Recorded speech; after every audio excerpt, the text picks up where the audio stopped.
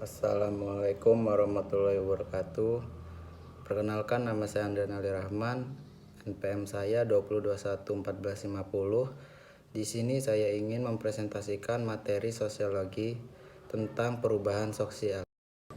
Definisi lain dari perubahan sosial adalah segala perubahan yang terjadi dalam lembaga kemasyarakatan dalam suatu masyarakat yang mempengaruhi sistem sosialnya.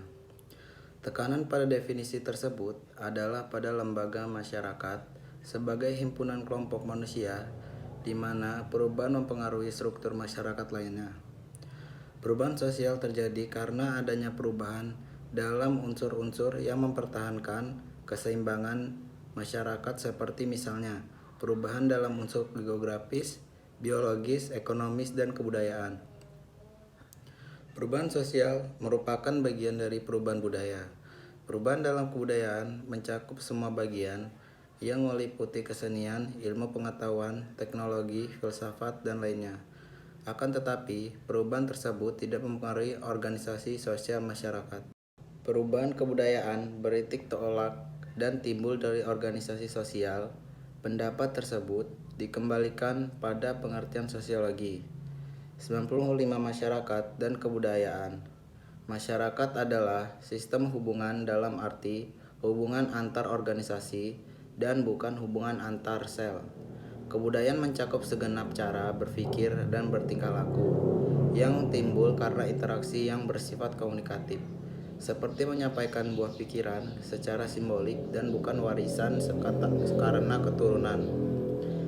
Soe Marjan mengemukakan bahwa perubahan sosial dan perubahan kebudayaan mempunyai aspek yang sama, yaitu keduanya bersangkut paut dengan satu cara penerimanya. Cara-cara baru atau suatu perbaikan dalam cara suatu masyarakat memenuhi kebutuhannya. Menurut Soejarno Soekamto, penyebab perubahan sosial dalam suatu masyarakat dibedakan menjadi dua macam, yaitu faktor dari dalam dan luar.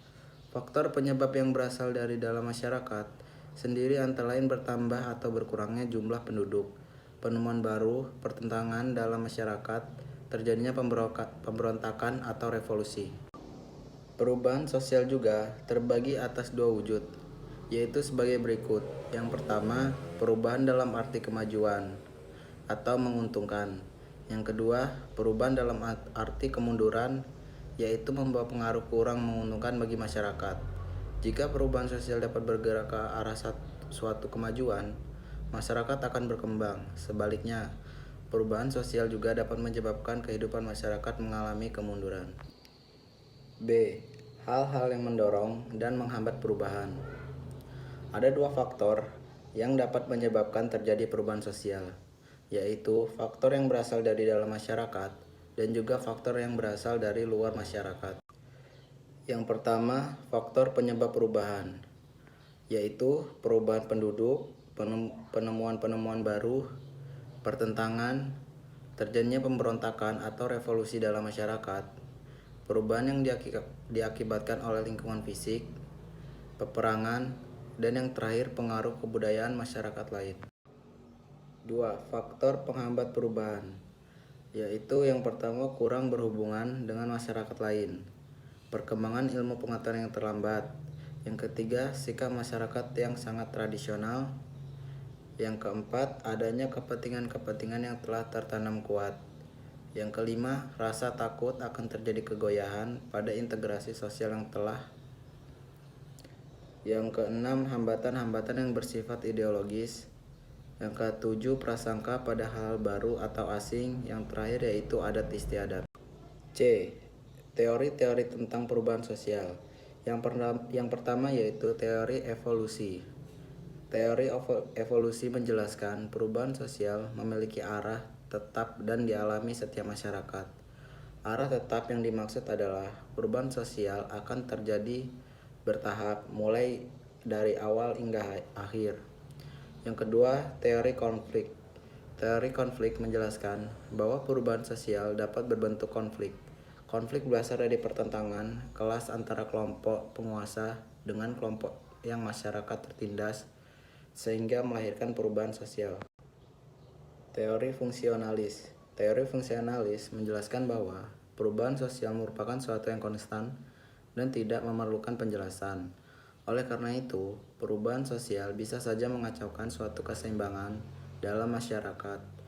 Yang keempat, teori siklus. Dalam teori siklus, perubahan sosial terjadi secara bertahap dengan perubahan yang tidak akan berhenti, walau pada tahapan terakhir yang sempurna. Tetapi perubahan tersebut akan kembali ke awal untuk beralih ke tahap selanjutnya, sehingga tergambar oleh sebuah siklus. Dampak perubahan sosial. Munculnya nilai dan norma baru. Yang kedua, adanya struktur dan hubungan sosial baru. Yang ketiga, adanya upaya memberdayakan perempuan kesetaraan gender. Yang keempat, terjadinya diferensiasi struktural. Yang kelima, munculnya budaya ilmiah. Yang ketujuh, kesadaran politik semakin tinggi. Yang kedelapan, meningkatnya penguasaan ilmu pengetahuan dan teknologi. Yang kesembilan, berkembangnya industrialisasi. Kesembilan, terbukanya peluang mobilitas. Yang ke-10, masyarakat semakin menghargai waktu dalam orientasinya. Dampak negatif dari perubahan sosial. Yang A, adanya disorientasi nilai dan norma. Yang B, perubahan tingkah laku. C, budaya konsumtif yang semakin besar. D, berkembangnya sifat individualisme. E, munculnya konflik sosial vertikal maupun horizontal. F, lembaga-lembaga sosial yang ada tidak dapat berfungsi maksimal. G, tingginya angka pengangguran. Yang H, adanya kesenjangan sosial. Yang terakhir, terjadinya berbagai bentuk kerusakan lingkungan dan bencana alam pemanasan global.